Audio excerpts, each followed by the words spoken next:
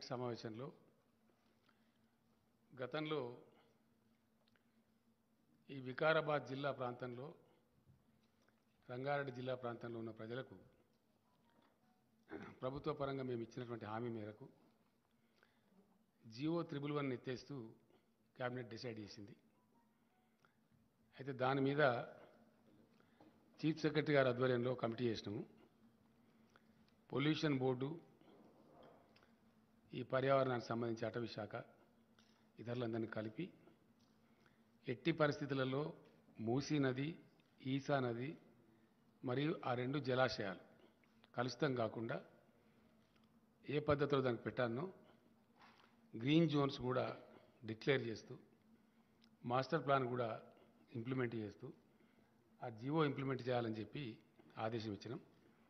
బహుశా కొద్ది రోజులలో చీఫ్ సెక్రటరీ గారు వాళ్ళందరూ సమావేశమై దానికి సంబంధించినటువంటి ఉత్తర్వులు జారీ అవుతాయి. ఇది అక్కడ ప్రాంత ప్రజలకు ఒక మంచి శుభవార్త. తర్వాత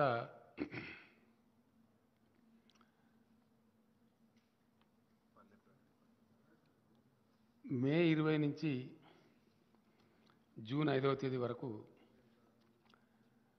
పట్టణ ప్రగతి మరియు పల్లె ప్రగతి డ్రైవ్ మళ్ళా ఒకసారి చేపట్టి చాలా ఉధృతంగా వర్షాకాలానికి ముందు చేయాల్సిన అవసరం ఉంటుంది కాబట్టి పల్లె ప్రగతి పట్టణ ప్రగతి కూడా 20th May to June 5th అనేది అది కూడా ఈరోజు క్యాబినెట్ డిసైడ్ చేసింది. ఆ ప్రకారం దాన్ని ముందుకు పోవడం జరుగుతుంది. అట్లానే ఒక 6 ప్రైవేట్ యూనివర్సిటీలు హైదరాబాద్కు చాలా డిమాండ్ వస్తున్నది. దానికి సంబంధించి ఈరోజు ఇన్ ప్రిన్సిపల్ క్యాబినెట్ అప్రూవ్ చేసి వారికి అంటే ఒక అగ్రికల్చర్ యూనివర్సిటీ ఉంది, దాంట్లో పేర్లు ఐడియా ఉందా? నిక్మార్ ఉంది, ఇంకా చాలా ఉన్నాయి. అమిటీ ఉంది, CII confederation of Indian industry అని చెప్పి వాళ్ళు అది ఉంది, చాలా టాప్ ఇది ఉంది. గురునానక్ ఒకటి ఉంది, ఇంకోటి ఎంఎన్ఆర్ అని ఒకటి ఉంది. ఇవే కదా వచ్చినాయి కదా కరెక్ట్ పేర్లు? ఏమంటారు? Kaveri agriculture university. 5 ఏమో ఇవి. సంబంధిత మంత్రులే ఉత్తర్వులు జారీ చేయాలని చెప్పి కూడా క్యాబినెట్ అంటే వాళ్ళకు ఉండే గైడ్ లైన్స్, విధి విధానాలు, వాళ్ళ అప్లికేషన్ ఫార్మాట్స్ అని కరెక్ట్గా చూసి ఏ పద్ధతిలో ఇవ్వనో ఆ పద్ధతిలో వాళ్ళకి ఇవ్వమని చెప్పి కాన్ఫెడరేషన్ ఆఫ్ ఇండియన్ ఇండస్ట్రీ అట్లనే పెడతారు వాళ్ళు. దాని సార్ అట్లాంటి కోర్సెస్ అంటే వాళ్ళు జిఎంఆర్తో ఏదో టైప్లో ఉన్నారు, అక్కడ ఏరో సిటీలో అక్కడనే పెడతారు అన్నట్టు. కావేరీ అంటే 2-3 సీడ్ కంపెనీలు అంటున్నాయి. అవి గంగా కావేరీ అని ఒకటి ఉంది, కావేరీ అని ఒకటి ఉంది, వాళ్ళందరూ కలిసి అది పెట్టుకుంటారు. తర్వాత ఫార్మా యూనివర్సిటీ ఇమీడియట్గా ఫోర్స్లోకి తీసుకొని రావాలని, అది ప్రపంచంలోనే మొట్టమొదటిది కాబట్టి దానికి మొన్న ఇటీవల ఇండస్ట్రీస్ మినిస్టర్ తిరిగినప్పుడు కూడా అమెరికన్ కంపెనీస్ చాలా కూడా ముందుకు వచ్చినాయి దానిలో పార్ట్నర్షిప్ చేయడానికి, ఆ టెక్నికల్ నోహా అదంతా కూడా తీసుకోవడానికి చెప్పినాం. దేశంలోనే మొదటిసారిగా సివిల్ అవియేషన్ ప్రపంచవ్యాప్తంగా బాగా పెరుగుతూ ఉంది. ఇప్పుడు మన దగ్గర కూడా చాలా పెద్ద ఎత్తున పెరుగుతూ ఉంది. Now Hyderabad airport is the 4th largest airport in India. కోల్కతాను, మద్రాసును రెండింటిని, చెన్నైని రెండింటిని పక్కకు జరిపేసి number 1 is Delhi, number 2 is Mumbai, number 3 Bengaluru, number 4 Hyderabad. We're the 4th largest. భూభాగం దృష్ట్యా చూస్తే మనకు largest airport in India, larger than Delhi airport. ఢిల్లీది 5,000 ఎకరాలు ఉంది, మనదేమో 5,200 ఎకరాలు ఉంది శంషాబాద్ ఎయిర్పోర్ట్. సో వాళ్ళకి చెప్పిన ప్రకారంగా సెకండ్ రన్వే గురించి కూడా ఇమీడియట్ స్టెప్స్ తీసుకోమని చెప్పి జిఎంఆర్కి చెప్పినాం. మనకి ఇప్పుడు ఎగ్జాక్ట్లీ టెర్మినల్ ఏదైతే ఉందో టెర్మినల్కి సదరన్ సైడ్లో ఒక రన్వే ఉంది, ఎగ్జాక్ట్లీ టెర్మినల్ మధ్యలోకి వచ్చి నార్త్ సైడ్ ఇంకో రన్వే వస్తారన్నమాట. సో అది కూడా హైదరాబాద్ ఎయిర్పోర్ట్లో సెకండ్ రన్వే పనులు స్టార్ట్ అవుతాయి. ప్లస్ 4th లార్జెస్ట్ ఎయిర్పోర్ట్ కింద వచ్చాం కాబట్టి సివిల్ అవియేషన్ కోర్సెస్లో, సివిల్ అవియేషన్లో ప్రపంచవ్యాప్తంగా చాలా పెద్ద ఇండస్ట్రీ అవుతున్నది కాబట్టి దాన్ని బ్రహ్మాండంగా ముందుకు తీసుకుని పోమని చెప్పినాం. ఇది పాతదే కదా శ్రీనివాస్ గౌడ్ గారు, ఓల్డ్ అది అయిపోయింది. తర్వాత ఇంకో మెయిన్ డిసిషన్ ఈ యూనివర్సిటీలలో నియామకాలు అన్నీ కలిపి దాదాపుగా ఒక 3,500 పైచీలకు ఉన్నట్టున్నాయి. ఇది ఎవరికి వాళ్ళే చేయడంలో అక్కడ కొన్ని రకాల ఇబ్బందులు, కొన్ని ఆరోపణలు అవన్నీ కూడా వస్తూ ఉన్నాయి. వేరే రాష్ట్రాలు పరిశీలించినప్పుడు ఒక కామన్ బోర్డు విద్యాశాఖ ఆధ్వర్యంలో పెట్టి రిక్రూట్మెంట్ చేసి ఏ యూనివర్సిటీలో టీచింగ్ నాన్ టీచింగ్ సిబ్బంది ఎంత అవసరమో తెప్పించుకొని ఆ ప్రకారం ఫుల్ఫిల్ చేస్తారు. పబ్లిక్ సర్వీస్ కమిషన్ ద్వారా కానీ ఇతర మెకానిజం కానీ ట్రాన్స్పరెంట్గా పారదర్శకంగా చేసి ఆ రిక్రూటెడ్ స్టాఫ్ను వాళ్ళకు అలాట్ చేసేస్తారు. ఆ రకంగా అది కూడా ఇబ్బంది లేకుండా జరిగిపోతుంది. దాని తదనంతరం సమైక్య రాష్ట్రంలో అత్యంత బాధాకరంగా నలిగిపోయి చితికిపోయినటువంటి రంగం మన వ్యవసాయ రంగం. పూర్తి స్థాయిలో మైనర్ ఇరిగేషన్ వ్యవస్థ అంతా ధ్వంసం చేయబడి ప్రాజెక్టులు దశాబ్దాల తరబడి పెండింగ్ పెట్టి తెలంగాణ కోసం చేపట్టబడిన అనేక ప్రాజెక్టులు అబాండన్ చేసి అనేక రకాలుగా విధ్వంసం చేయడం ద్వారా తెలంగాణ రైతాంగానికి అప్పుడు భూగర్భ జలాలే దిక్కైంది. కరువులు, కాటకాలు, అనేక ఇతరత్ర దీనివల్ల తెలంగాణ గ్రామీణ ముఖ చిత్రం మొత్తం చెల్లాచెదురైపోయి రైతుల ఆత్మహత్యలు కూడా చాలా భయంకరంగా జరిగినాయి. ఆకలి చావులు కూడా చాలా జరిగినాయి. సరే, అనేక దశాబ్దాల పోరాటం తర్వాత సాధించుకోబడ్డ తెలంగాణ రాష్ట్రంలో తెలంగాణ గ్రామీణ ఆర్థిక పరిపుష్టి కోసం చాలా పకడ్బందీ ప్రణాళికతోని టీఆర్ఎస్ ప్రభుత్వం అనేక కార్యక్రమాలు తీసుకున్నది. అందులో భాగంగా వ్యవసాయంలో అద్భుతమైన ఫలితాలు సాధించే దిశగా అనేక ఉద్దీపనలు ఆ రంగానికి ప్రభుత్వం సమకూర్చడం జరిగింది. ఆ ఉద్దీపనలలో భాగంగా గతంలో ఏంటంటే 2 సమస్యలు బాగా పట్టి పీడించేటి రైతాంగాన్ని. ఒకటి నీళ్ల సమస్య, ప్రాజెక్టులు కాకపోవడం, కాలువల ద్వారా నీళ్లు రాకపోవడం, కరువు కాటకాలు సంభవించడం ఒక భాగం. రెండవ భాగం ఆ ఉన్న కొద్దిపాటి 600 నుంచి 900 ఫీట్ల లోతులోకి వెళ్ళి తీసుకునే భూగర్భ జలాలు కూడా కొద్దిపాటి అందుబాటులో ఉన్నా అవి తీసుకోవడానికి అవసరమైన కరెంటు చాలా అస్తవ్యస్తంగా ఉండి వందలు వేల సంఖ్యలో ప్రతిరోజు మూటలు కాలిపోవడం, తద్వారా రైతులు నష్టపోవడం, ఆ కరెంటు కోతల వల్ల వరి పంటలు ఎండిపోవడం, ఇట్లాంటి అనేక చాలా బాధాకరమైన దృశ్యాలు మనం కళ్ళారా చూసినాం. చాలా పెద్ద, అసలు సమ్మర్ వచ్చిందంటేనే ఒక భయోత్పాతమైన పరిస్థితి. రైతాంగం ఇప్పుడు కూడా అరిచేతిలో ప్రాణం పెట్టుకొని బతికే పరిస్థితులలో చాలా దీనావస్థలో ఉంది. అందువలన వ్యవసాయం చాలా ఘోరాతి ఘోరమైన పరిస్థితికి లోనైంది. దాన్ని తిరిగి పునరుజ్జీవింపజేయడానికి first step was taken by the government was mission Kakatiya. చాలా అద్భుతమైన ఫలితాన్ని ఇచ్చింది అది, చాలా చాలా అద్భుతమైన ఫలితాన్ని.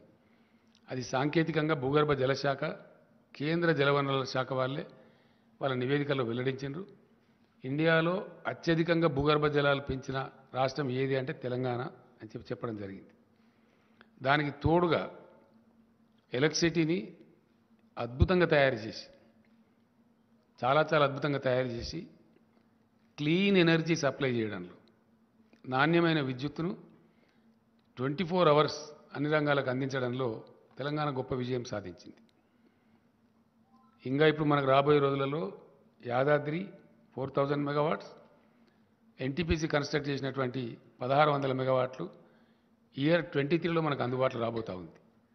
అండ్ ఇంకొక 5600 మెగావాట్స్ ఆఫ్ థర్మల్ పవర్ మనకు నెక్స్ట్ ఇయర్లో, ఇయర్ 23లో, 23 ఎండింగ్ అంటున్నారు వాళ్ళు, కొద్దిగా స్పీడ్ చేయమన్నాం కాబట్టి ఇంకో 5600 మెగావాట్లు కూడా మనకు యాడ్ కాబోతుంది.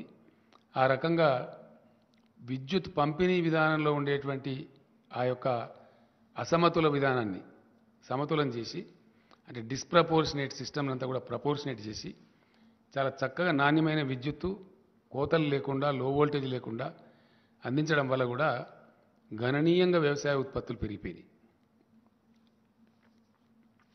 చాలా పెద్ద ఎత్తున రైతు ఆ షీట్ ఏది అది విలేకరులకు అయింది కదా.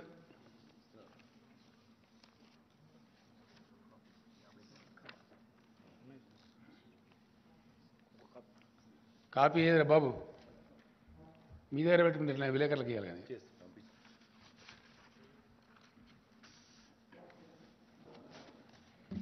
మన కోసం కాదు కదా, వాళ్ళ కన్సంప్షన్ కోసం ప్రింట్ చేసి మీరు. సో అట్లా జరిగింది. జరగడం ద్వారా ఏమైంది, చాలా అద్భుతమైనటువంటి వ్యవసాయ విస్తరణ జరిగింది. అద్భుతంగా రైతులు పంటలు పండిస్తున్నారు. గొప్ప పంటలకు ఆలవాలంగా తెలంగాణ తయారైంది. దానిలో ఉన్న పథకాలు నేను చరిత్ర చరవడం చేయను, కానీ పాసింగ్ రిమార్క్ చెప్పాలా. ఒకటి, ఆన్ గోయింగ్ పెండింగ్ ప్రాజెక్టులను సత్వరం పూర్తి చేయటం. 2, మిషన్ కాకతీయ వార్పుడ్ బేసిస్లో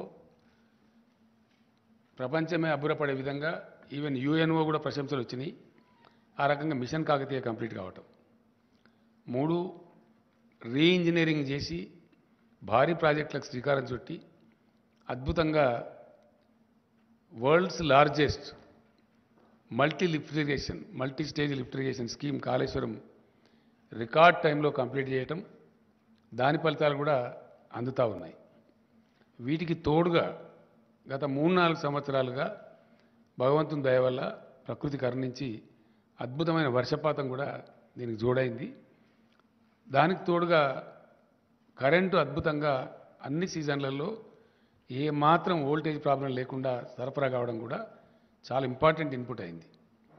వీటికి తోడు ప్రభుత్వం ఇచ్చిన ఉద్దీపనలు ఏవైతున్నాయో ఇండియాలో కాదు ప్రపంచంలో కూడా ఇక్కడ ఇవ్వరు. ఎకరానికి సంవత్సరానికి 10,000 రూపాయలు. No government gives in India and nowhere in the world 10,000 rupees per acre per annum రైతులకు ఇచ్చే ఒకే ఒక్క ప్లేస్ ఎంటైర్ భూగోళం మీద తెలంగాణ రాష్ట్రం. ఇండియాలో కాదు, భూగోళం మీద డైరెక్ట్ బెనిఫిట్. ఏ మాత్రం దానిలో మధ్యలో దళారు లేకుండా పైరవీలు లేకుండా ఇవ్వటం. రైతులకు 24 గంటలు ఉచిత విద్యుత్ ఇవ్వడం. రైతులకు ఉచితంగానే నీటి సరఫరా చేయడం. గతంలో ఉన్న నీటి తీరువ బకాయిలు సుమారు 500 కోట్లు రద్దు చేయడం కాకుండా కొత్తగా ₹1 కూడా తీసుకోకుండా ప్రాజెక్టుల ద్వారా, ఇది కూడా ఎక్కడ ఇయ్యరండి ఇండియాలో, నోవేర్. మన చుట్టూ ఉండే 4 రాష్ట్రాలు కూడా ఏ రాష్ట్రంలో ఇవ్వరు, భారతదేశంలో ఇవ్వరు. ప్రధానమంత్రి గారి రాష్ట్రం గుజరాత్లో కూడా ఇవ్వరు. Nowhere in India. Only Telangana which supplies water, surface water కూడా వితౌట్ వాటర్ సెస్ ఇవ్వటం. తర్వాత రైతులు చనిపోతే వయసుతో నిమిత్తం లేకుండా, చనిపోయిన కారణంతో నిమిత్తం లేకుండా వాళ్ళకు అద్భుతంగా ప్రభుత్వమే మొత్తం ప్రీమియం సొమ్ము చెల్లించి 8 రోజులు దాటకుండా వాళ్ళకు రైతు బీమా సౌకర్యం కల్పించడం. ఇట్లాంటి వాటి వల్ల చాలా అద్భుతంగా రైతులు పంటలు పండించారు. కరోనాకు సందర్భంలో చెలరేగినటువంటి ఆ మరణాలు, భయోత్పాతం, ఒకటే చోటకు రైతులంతా వచ్చి మార్కెట్లలో రోజుల తరబడి గంటల తరబడి ఉంటే వ్యాధి ప్రబలుతున్న ఉద్దేశంతో never before in the Indian history, ఇప్పుడు కూడా లేదు, ఎప్పుడూ లేదు, నెవర్ అండ్ ఎవర్ 7,000 పైచిలకు కొనుగోలు కేంద్రాలు ఏ గ్రామానికి ఆ గ్రామంలో పెట్టి nowhere in India this is.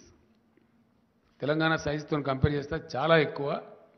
ఏ ఊరికి ఆ ఊర్లోనే కొనుగోలు కేంద్రాలు ప్రప్రథమంగా పెట్టి ఎంటైర్ అడ్మినిస్ట్రేషన్ గేరప్ చేసి ధాన్యం కొనుగోలు చేసి, ఆ కొనుగోలు చేస్తే కూడా వారానికో 10 రోజులకో నెలకో అన్నట్టు కాకుండా జస్ట్ వితిన్ 3-4 డేస్ అది కూడా డైరెక్ట్గా బ్యాంక్ అకౌంట్లోకి, రైతు అకౌంట్లోకి ఇక్కడి నుంచే డబ్బులు పంపించడం. మధ్యలో జిల్లా నుంచో మండలం నుంచో ఇంకో డిపార్ట్మెంట్ నుంచో కాకుండా finance department civil supplies corporation ద్వారా రూట్ చేసి డైరెక్ట్గా రాష్ట్ర ప్రభుత్వం వారి ఖాతాల్లో వేయడం చాలా చాలా చాలా సానుకూలమైనటువంటి ఒక పవనం వీచింది. దాంతో పంటలు పండడం కోసం ఇచ్చే డబ్బులు కానీ, కరెంటు కానీ, నీళ్లు కానీ, ఇతర ప్రోత్సాహాలు కానీ, కల్తీ లేని విత్తనాలు అందించే ప్రయత్నాలు కానీ, కల్తీ మీద first state in India to bring PD act కానీ, వీటన్నిటి వల్ల అద్భుతంగా వచ్చింది.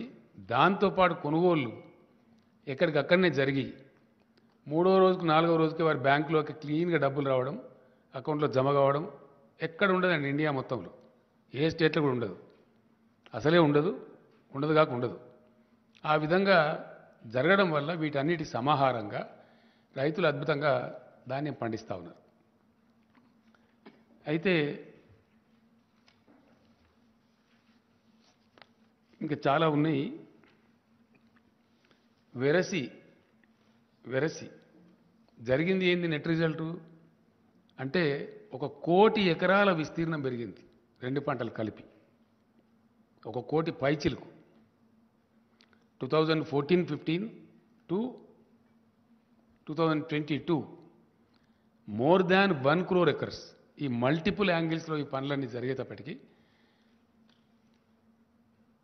ఆలోచించిన పద్ధతిలో, ఆశించిన పద్ధతిలో అవన్నీ కరెక్ట్గా సింక్రనైజ్ కావటం మూలాన 1 కోటి ఎకరాలలో విస్తీర్ణం పెరిగింది. పెరిగి పంటలు చాలా బ్రహ్మాండంగా పండుతున్నాయి. అయితే పూర్తి స్థాయిలో రైతు వ్యతిరేకంగా పనిచేస్తున్నటువంటి ప్రభుత్వం కేంద్రంలో ఉండటం భారత రైతాంగం యొక్క దురదృష్టం పూర్తి స్థాయిలో. ఎందుకంటే 13 నెలల పాటు లక్షలాది మంది రైతులు దేశ రాజధానిలో ధర్నా కూర్చున్న పరిస్థితి మనం చూసినాం. చివరికి ఆ చట్టాలు రద్దు చేసుకొని భారత ప్రధానమంత్రే క్షమాపణ వేడుకున్నటువంటి పరిస్థితి కూడా మనం చూసినాం. అంటే ఎంత దిక్కుమాలిన, ఎంత దరిద్రం కొట్టు ప్రభుత్వం కేంద్రంలో ఉన్నదనే దానికి ఇది ఒక సంకేతం. అది యథాతథంగా మీ అందరూ ప్రత్యక్ష సాక్షులు. దానిలో ఏం డంబాచారం కానీ, మిర్చి మసాలా వేసి నూరిన మాట కానీ ఏం లేదు. అది ఫ్యాక్ట్, హిస్టరీ. ఏది 13 నెలల పాటు నిరంతరంగా రైతులు ఉద్యమించటం దేశ రాజధానిలో, వాళ్ళని అనేక రకాలుగా తూలనాడి, వాళ్ళని ఖాళిస్తాన్ ఉగ్రవాదులని, ఇంకోటని ఆందోళన జీవులని అవమానపరిచి, ఇన్సల్ట్ చేసి ఫైనల్గా ప్రధానమంత్రి క్షమాపణ చెప్పి ఆ చట్టాలు వాపసు తీసుకున్న పరిస్థితి మనం చూసినాం. అట్లానే ఈరోజు వ్యవసాయ రంగాన్ని మొత్తం కార్పొరేట్లకు అప్పగించాలని ఒక బలమైన కుట్ర కేంద్రం చేస్తూ ఉంది.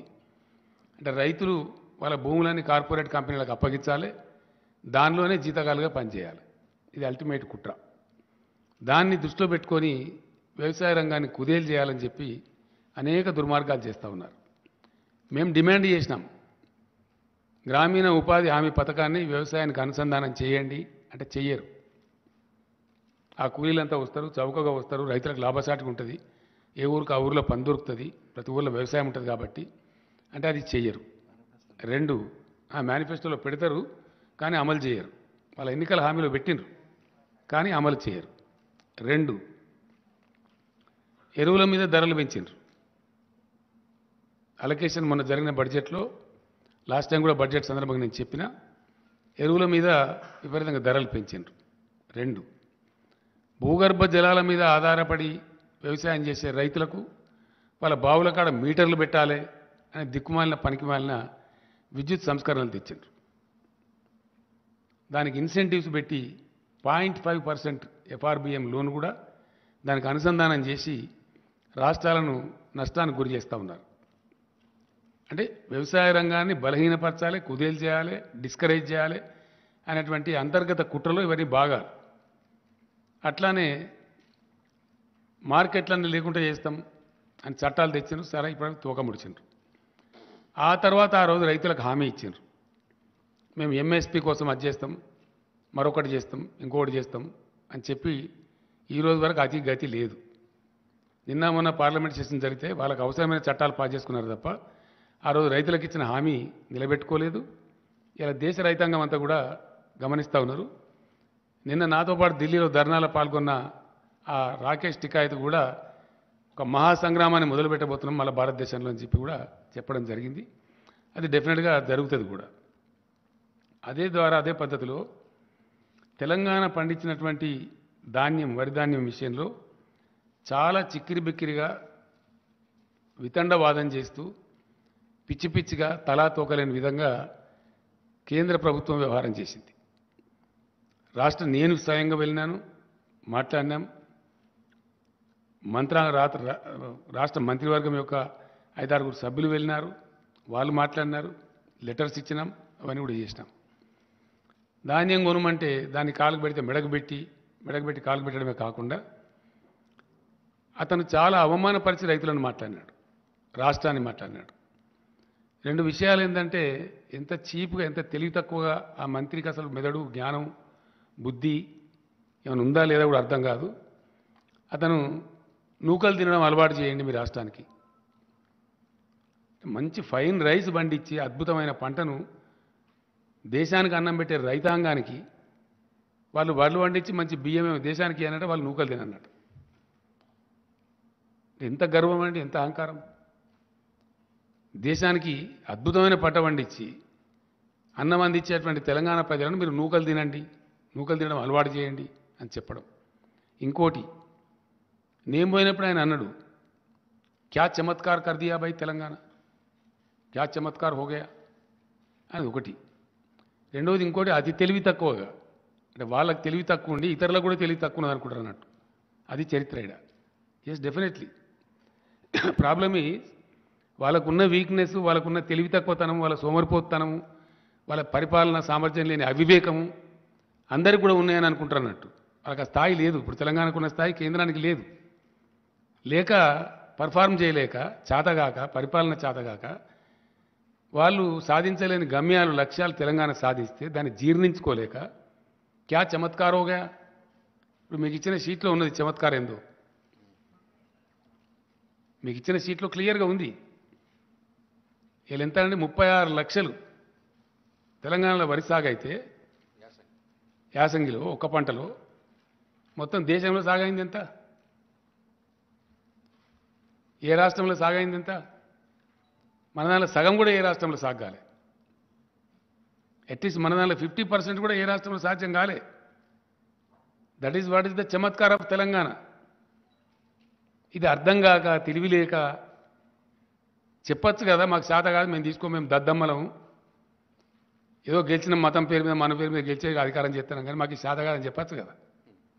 అది చెప్పకుండా వాళ్ళ యొక్క అసమర్థతను ఇతరుల మీద నెట్టివేసే విధంగా క్యా చమత్కార్ హో గయా అని ఒకటి మాట్లాడతారు. ఏ రాష్ట్రానికి లేని ప్రశ్న తెలంగాణకు ఎందుకు వస్తున్న సమస్య? ఎందుకు రాదు? ఎందుకే వస్తుంది. ఏ రాష్ట్రమైనంత పంట మేము వేసినాం, తీసుకోమంటే నీకు శాతగాక ప్రతిసారి మెలికబెట్టి, తెలివి తక్కువ మెలికలు పెట్టి, ఫుడ్ సెక్యూరిటీ యాక్ట్ కింద ఉన్న బాధ్యతను విస్మరించి, yes, government of Telangana is avoiding. మేము ఎగుమతి చేయలేమని గత 3-4 సంవత్సరాలు అనేక వేల టన్నుల బాయిల్ రైస్ ఎగుమతి చేసి, ఎగుమతి చేయలేదని అబద్ధాలు చెప్పి అనేక రకాలుగా చేసిండ్రు. ఇలా ఏంది తేడా? దాని ఉన్నది ఏంది? బ్రహ్మ పదార్థం. దాని పేద బ్రహ్మ పదార్థం ఏమనుందా? ఏమున్నది దానిలో? నూకల శాతం ఎక్కువ అవుతుంది. యాసంగి వడ్లల్లో నూకల శాతం ఎక్కువ అవుతుంది. టెంపరేచర్స్ పెరుగుతాయి కాబట్టి, టెంపరేచర్ టైంలో పంట వస్తుంది కాబట్టి పెరుగుతుంది. పంటలు వచ్చేది మనకి ఏప్రిల్ మేలో, సాధారణంగా 35 degrees దాటిపోతుంది. 35 టచ్ అయినప్పుడు ఏంటంటే బ్రోకెన్ రైస్ ఎక్కువ వస్తుంది. ఆ పర్సెంటేజ్ తేడా ఇప్పుడు ఇదంతా కథ. ఏమైనా బ్రహ్మ పదార్థం ఏమి లేదు. అదేందో కథ అని అనుకొని తెలివి తక్కువతనంతో ఏందది కథ అంటే ఏంటంటే 67 కిలోల బియ్యం వస్తుందండి మామూలు టైంలో పడితే. దానిలో సగం ఇప్పుడు వస్తుంది. 100 కిలోల వడ్లు పట్టినట్టయితే అదే వర్షాకాలంలో వడ్లకేమో 67 కిలోల బియ్యం వస్తుంది. యాసంగి ధాన్యానికి ఏమొస్తుంది? 34-35 కిలోలు వస్తుంది. ఆ రాణి శాతం ఏదైతే ఉందో అది తేడా వస్తుంది. ఆ డబ్బు కేంద్రం భరించాలా? వాస్తవానికి ఎందుకు భరించాలా? దేనికోసం భరించాలా అంటే భారతదేశం యొక్క ఆహార భద్రత రాజ్యాంగవిహితంగా, రాజ్యాంగబద్ధంగా కేంద్ర ప్రభుత్వానికి అప్పచెప్పబడ్డది. కాబట్టి ఆ ఆహార భద్రత కాపాడేటప్పుడు ఆహార నిల్వలు పెట్టాలి దేశంలో. చాలా సింపుల్ విషయం ఇది. దీనిలో ఏదో పెద్ద బ్రహ్మ పదార్థం లేదు. ఆ బాధ్యత ఉంది కాబట్టే దానిలో నుంచి ఉద్భవించిందే ఫుడ్ కార్పొరేషన్ ఆఫ్ ఇండియా. ఆ ఫుడ్ కార్పొరేషన్ ఆఫ్ ఇండియా దగ్గర లక్షల కోట్ల టన్నులు స్టోర్ చేసి ఉంచేటువంటి సామర్థ్యం ఉంటుంది, శక్తి ఉంటుంది. ఇతర ఏ రాష్ట్రానికి కూడా ఆ స్టోర్ చేసే శక్తి సామర్థ్యాలు ఉండవు. టెంపరీ ట్రాన్సిట్ స్టోరేజ్ సామర్థ్యం ఉంటుంది తప్ప శాశ్వతంగా ఉండదు. కాబట్టి ఫుడ్ కార్పొరేషన్ ఆఫ్ ఇండియా ఈ పంటలు తీసుకొని దాన్ని మళ్ళీ వితరణ చేసే సందర్భంలో కొద్దిపాటి లాస్ వస్తే వస్తుంది, ఒక 5,000 కోట్లు 10,000 కోట్లు వస్తుంది, దాన్ని భరించాలి.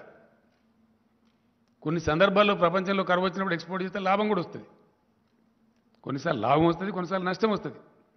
అది మేము భరించలేము అని చెప్పలేక భరించరు, ఎందుకంటే దానిలో సీక్రెట్ ఉంది. సీక్రెట్ ఏంది? తెలివి తక్కువ ప్రభుత్వం కేంద్రంలో ఇప్పుడు. ఏం ఎంత తెలివి తక్కువ, ఎంత దుర్మార్గమైన, ఎంత హీనమైన నీచమైన ప్రచారాలు చేస్తారండి. ట్యాక్సేషన్లో 2 భాగాలు ఉంటాయి, కేంద్ర పన్నులు, రాష్ట్ర పన్నులు. డెఫినెట్గా కేంద్రం ఈ పన్నులు వసూలు చేయాలా, రాష్ట్రాలకు ఈ పన్నులు వసూలు చేసుకోవాలని ఉంటుంది. దానిలో ఇప్పుడు పెట్రోల్ డీజిల్ మీద రాష్ట్రానికి కూడా కొంత ఉంటుంది, వ్యాట్ వేసుకునే అవకాశం ఉంటుంది. మేము వచ్చిన కాడ నుంచి గవర్నమెంట్ మేము పెంచలేదు, అది దించలేదు, ఆ వ్యాట్ ఉన్నంతనే ఉన్నది. 2015లో ఒకసారి అది జీరోలలో ఏదో ఉంటే దాన్ని రౌండ్ ఫిగర్ చేసినాం. జస్ట్ జీరోలలో ఉండేది, అంటే 60 పైసలు 30 పైసలు ఉంటే దాన్ని ₹1 చేసినాం. రౌండ్ ఫిగర్ చేస్తే కలెక్షన్ ఈజీ ఉంటుంది, ఇచ్చే వాళ్ళకైనా తీసుకునే వాళ్ళకైనా. అంతకుమించి తెలంగాణ వచ్చిన కానీ తెలంగాణ చరిత్రలో పెట్రోల్ మీద డీజిల్ మీద మేము పైసా పెంచలేదు, యాజ్ ఇట్ ఈజ్ ఉన్నాయి రేట్లు, స్టేట్ ట్యాక్స్. కానీ సెంటరు రోజుకు ₹1, రోజుకు బారాన, రోజుకు ₹1 పెంచి దానికి ఏం ప్రచారం చేస్తారండి? స్టేట్ ట్యాక్స్ తగ్గించన్నట్టు. మరి నువ్వెందుకు పెంచాలా? నువ్వు దేనికోసం పెంచుతున్నావు నాకు అర్థం కాదు. స్టేట్ ట్యాక్స్ తగ్గించాలని నువ్వు చెప్తున్నావు, నువ్వు పెంచాలా మేము తగ్గించానా?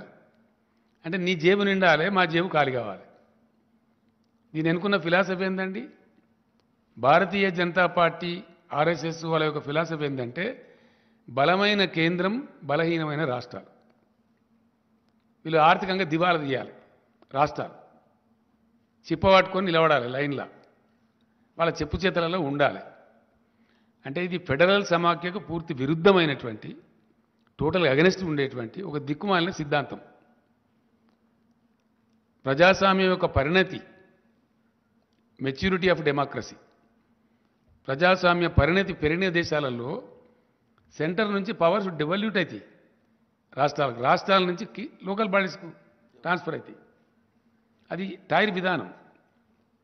అధికారాలను రాష్ట్రాలకు ఇవ్వాల్సింది పోయి కాంకరెంట్ లిస్టు పేరు మీద మొత్తం రాష్ట్రాల అధికారాలు కబలిస్తూ బలమైన కేంద్రం, బలహీనమైన రాష్ట్రాలు అనే ఒక సిగ్గుమాలిన సిద్ధాంతం పట్టుకొని పనికిమాలిన యాంటీ ఫెడరల్ సిద్ధాంతం చుట్టూ వేలాడుతూ కొనసాగించే దుష్ప్రచారం ఏంది?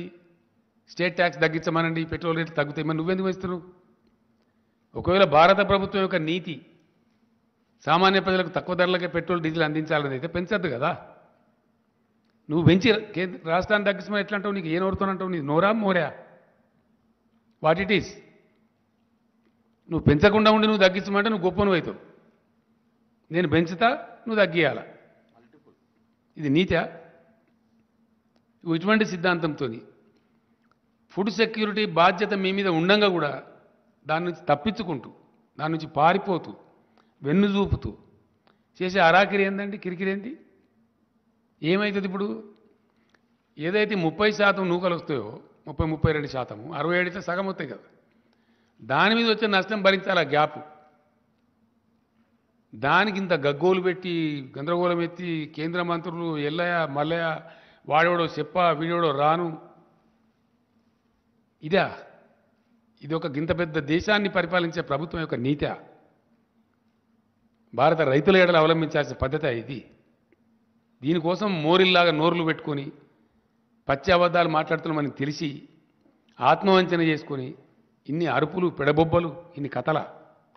ఎస్, యాజ్ ఎ స్టేట్ నీ బాధ్యతను గుర్తు చేయడం మా కర్తవ్యం. It is the duty of the government of India to maintain the buffer stocks in the interest of the food security of the country, which you are forgetting, which you are escaping, which you are running away. అది గుర్తు చేయడానికి as a స్టేట్గా మేము గడబడి చేస్తాం కదా, demand చేస్తాం కదా, అడిగినాం. Final నిన్న ఢిల్లీలో పోయి కూడా ఎక్స్పోజ్ చేసినాం. భారత ప్రజల ముందు ఈ ప్రస్తుత భారత ప్రభుత్వాన్ని దోషిగా నిలబెట్టాలి. ఎస్, కాబట్టి ఆ ప్రయత్నం కోసం ఢిల్లీ పోయి కూడా నిన్న సఫిషియెంట్గా ఎక్స్పోజ్ చేసినాం 100%. అక్కడనే నేను నా ఉపన్యాసంలో కూడా చెప్పిన, నేను అడిగిన అక్కడ స్ట్రేట్గా सीरियस क्वेश्चन अड़िना నేను एक राज्य का छोटा सा डिफरेंस में दान खरीदने के लिए, तेलंगाना दान खरीदने के लिए क्या इतना बड़ा केंद्र सरकार के पास धन नहीं है या प्रधानमंत्री जी का मन नहीं है? ఏం లేదు, मन नहीं है. పెద్ద పెద్ద బడా బడా ఘరానా డకెయిట్ గాళ్ళు వేల కోట్లు ముంచుతారు ఒక్కొక్క బ్యాంకును. వాళ్ళని కాపాడుతుంది ప్రభుత్వం. నరేంద్ర మోడీ గారి ఘనత వహించిన ప్రభుత్వంలో అత్యధికంగా సాధించిన ప్రగతి ఏంటంటే బ్యాంకు దివాలాలు తీయించడం, వాళ్ళు సేఫ్గా పోయి లండన్లో ఉండడం. వాళ్ళని అరెస్ట్ చేయడానికి పోతే ఇదే కేంద్ర ప్రభుత్వం పెద్దలు ఫోన్లు చేసి వాళ్ళని వాపసు పిలిపియడం. అవన్నీ ఉన్నాయి, డాక్యుమెంట్స్ వచ్చినాయి, ప్రూఫ్స్ ఉన్నాయి. త్వరలోనే వీళ్ళ మొత్తం పాపాల పుట్ట బయట పెట్టబోతాం. ఎస్, ఏవైతే లండన్లో మంచిగా పిక్నిక్లు ఉన్నారో వీళ్ళ మిత్రులు, ఈ కార్పొరేట్ గద్దలు, వాళ్ళని అరెస్ట్ చేయడానికి సిబిఐ అధికారులు పోతే వాళ్ళని వాపసు పిలిపించారు. పిలిపించిన పేర్లు అవన్నీ ఉన్నాయి, త్వరలోనే బయట పెడతాం డాక్యుమెంట్స్, ఢిల్లీ రాజధానిలో పెడతాం.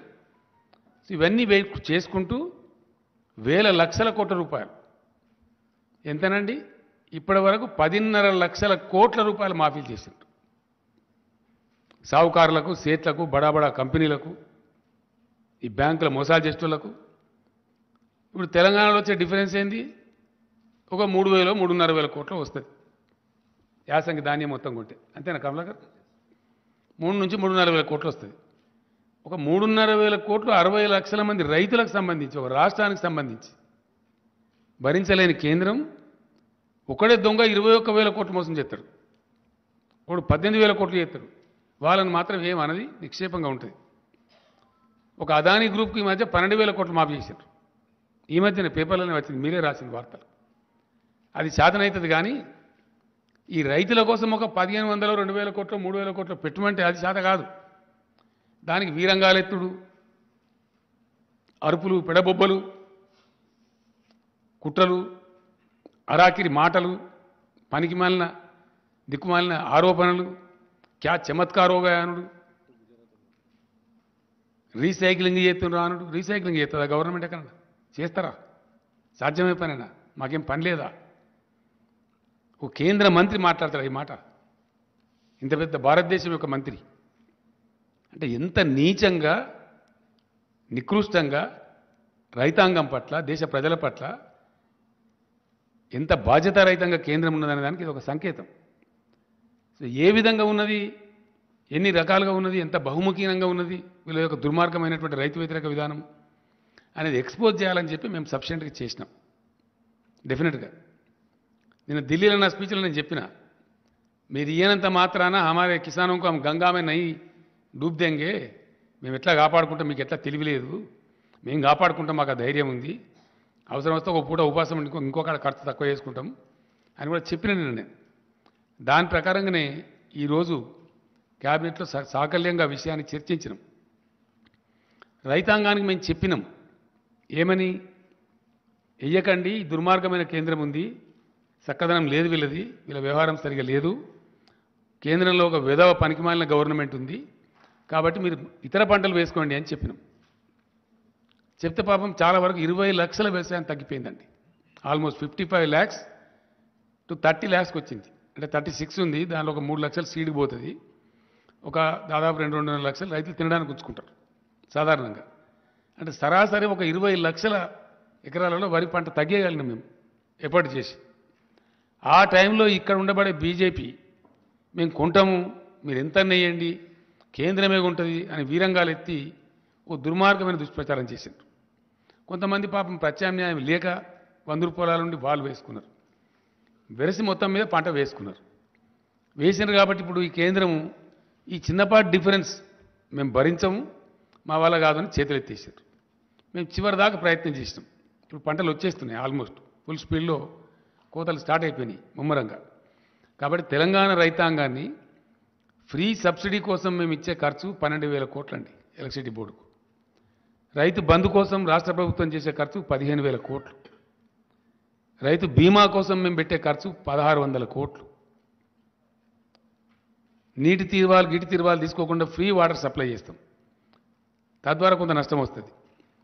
ఇన్ని రకాలుగా రైతాంగాని కోసం ఖర్చు చేసి తెలంగాణ గ్రామసీమలలో ఆనందం రావాలి, రైతు బాగుంటే ఆయన చుట్టూండే పనిముట్లు చేతి వృత్తుల వాళ్ళు కూడా బాగుంటారు, కుల వృత్తుల వాళ్ళు బాగుంటారు, గ్రామంలో ఒక సంతోషకరమైన వాతావరణం వస్తుంది చేసిన ప్రయత్నాన్ని ఈ శిలరమల్లర కేంద్ర ప్రభుత్వం తినాకరిస్తే మేము మా రైతాంగాన్ని చెడగొట్టుకోదలుచుకోలేదు. డెఫినెట్గా ఈ యాసంగి వడ్లను ఒక గింజ కూడా లేకుండా రాష్ట్ర ప్రభుత్వమే కొనుగోలు చేయాలని చెప్పి cabinet has taken a decision.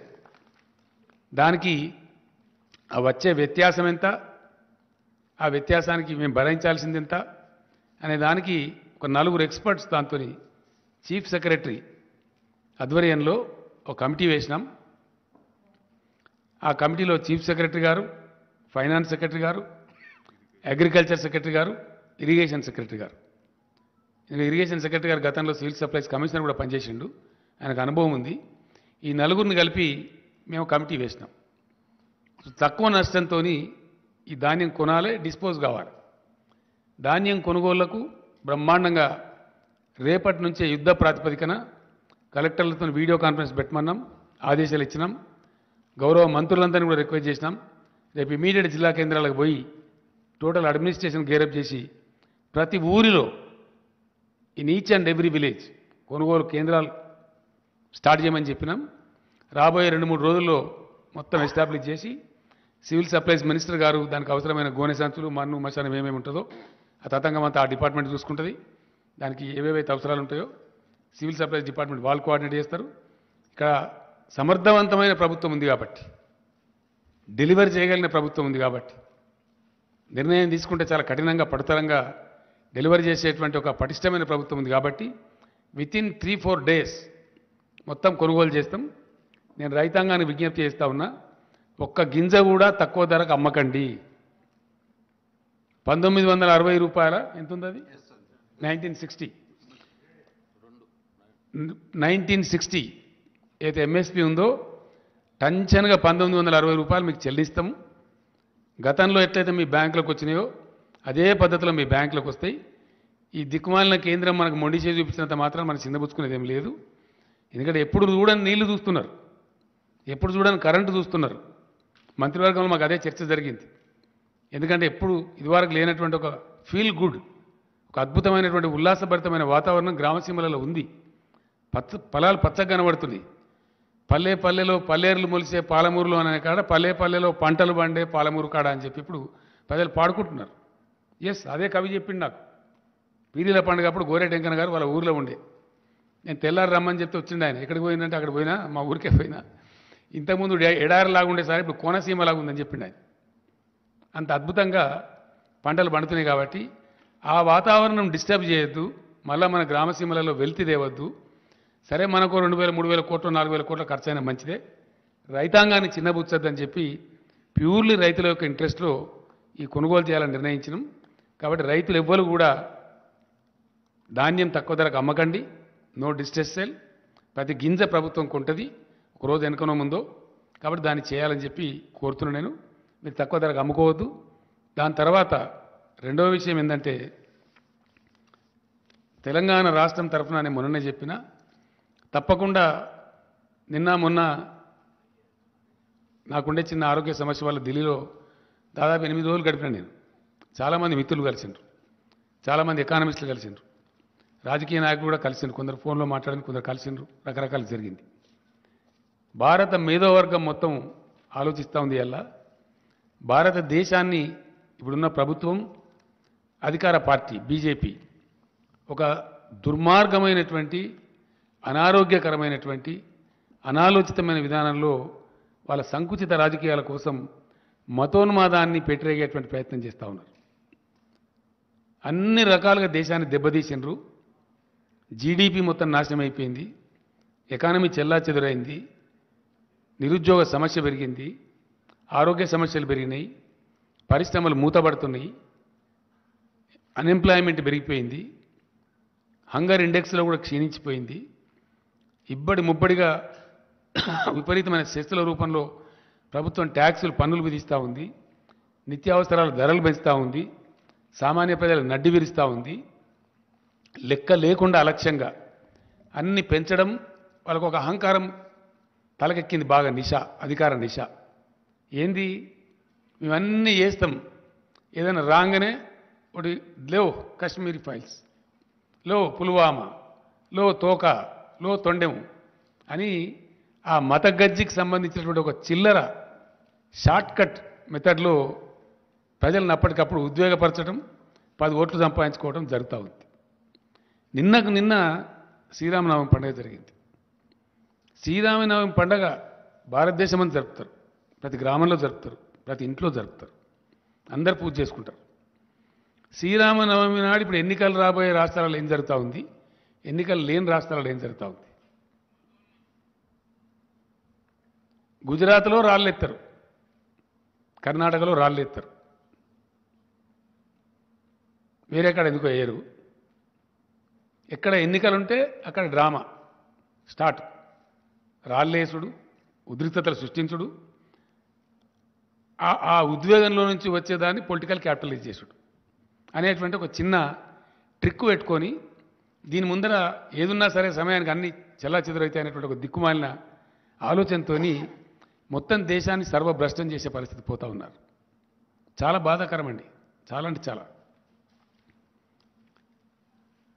అద్భుతమైనటువంటి నగరం మన బెంగళూరు నగరం.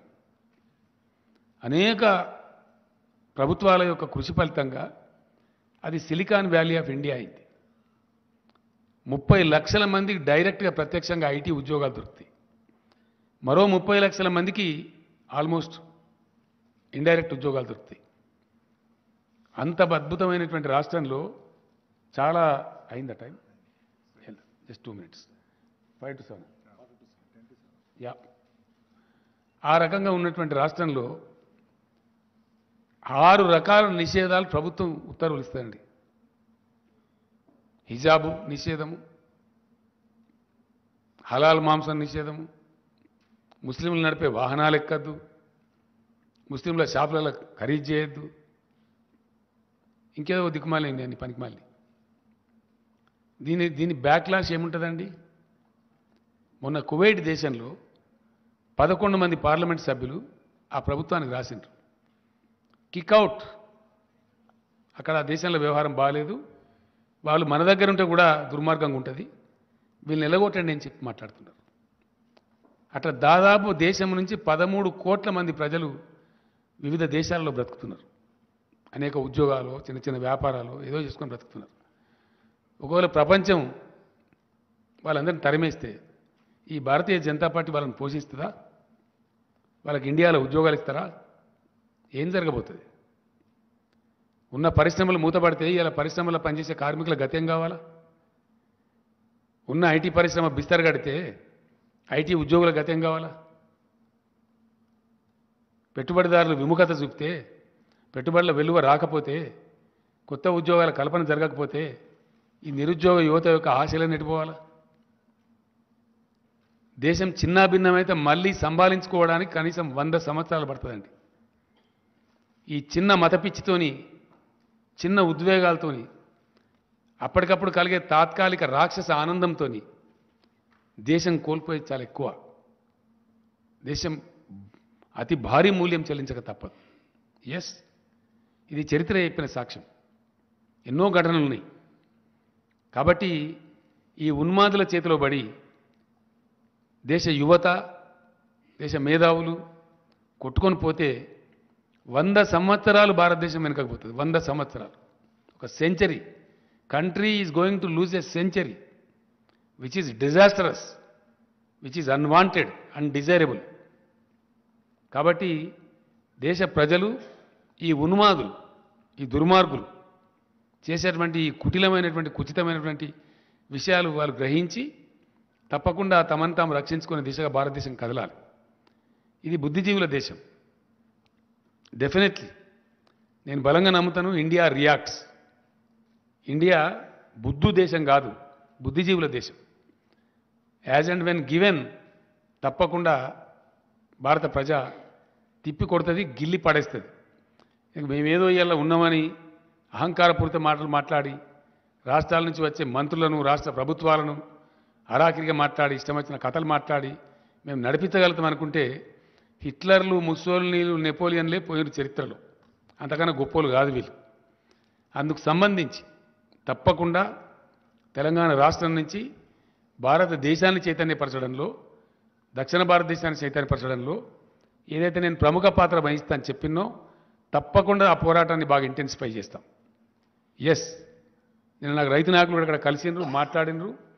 భారతదేశానికి ఇవాళ భారతదేశ రైతులు ఇప్పటికే సతమతమవుతా ఉన్నారు ఒక పర్ఫెక్ట్ పాలసీ లేక.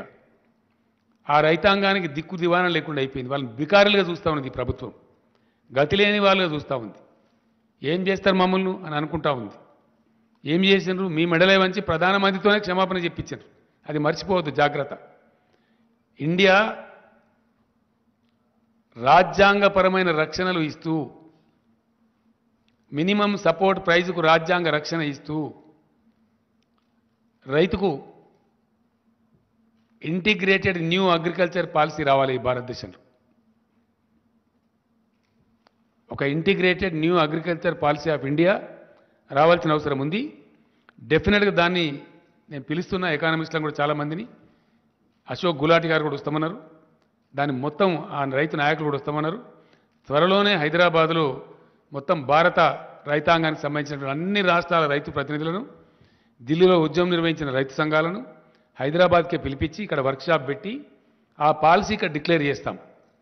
గవర్నమెంట్ ఆఫ్ ఇండియా దానికి కర్మ బాగుంటే అడాప్ట్ చేస్తారు, అడాప్ట్ చేయకపోతే వీళ్ళని పక్కకు జరిపి భారత రైతాంగమే గిల్లిపారేసి ప్రత్యామ్నాయ ప్రభుత్వం తెచ్చుకుంటారు. మంచి ఆనందపూర్వకమైనటువంటి న్యూ అగ్రికల్చర్ పాలసీ ఆఫ్ ఇండియాను ఇంప్లిమెంట్ చేసుకుంటారు. అప్పుడు కలకలలాడే భారతదేశం ఉంటుంది, ఇట్లా వెలవెలవే భారతదేశం ఉండదు. రైతులు బికారులు ఉండే భారతదేశం ఉండదు, రైతులు ఇంత హీనంగా చూడబడే భారతదేశం ఉండదు. దానికోసం కూడా భగవంతుడు నాకు ఇచ్చిన సర్వశక్తులు ధారబోసి ప్రయత్నం చేస్తాం, ఆ విధంగా ముందుకు పోతాం. Thank you. No more questions today because నాకు సీజే గారితో అపాయింట్మెంట్ ఉంది. Will meet tomorrow or day after. Thank you.